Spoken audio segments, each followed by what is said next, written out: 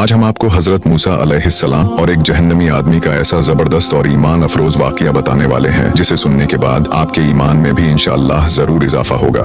इसीलिए इस वीडियो को बिल्कुल भी मिस न करें और इसे आखिर तक जरूर देखें।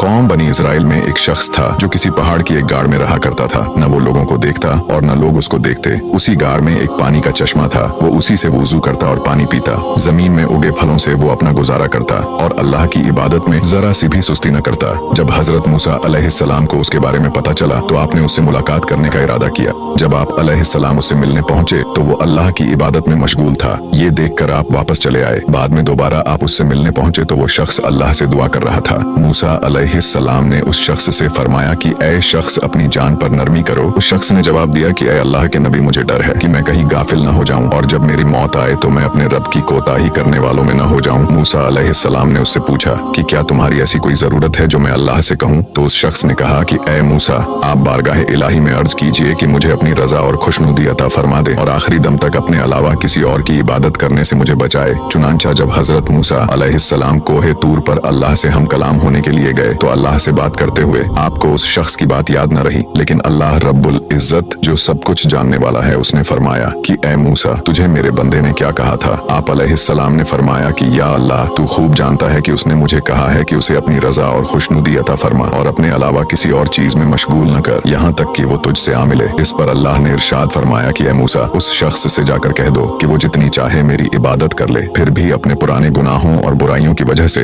वो जहन्नुमी है और मुझे उसकी जलील और रुस्वाकुन बातों का भी इल्म है जो मेरे अलावा और कोई नहीं जानता।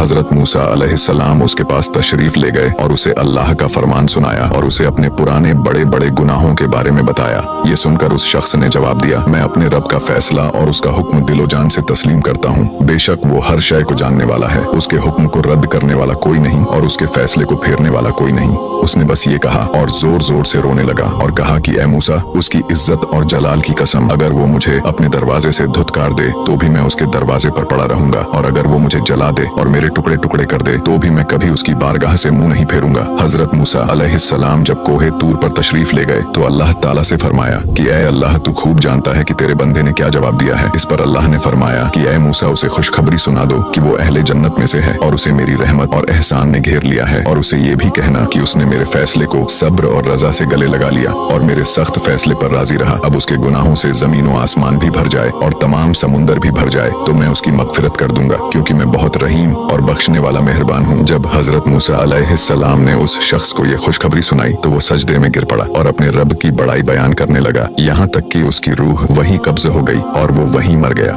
वीडियो अच्छा लगा हो तो इसे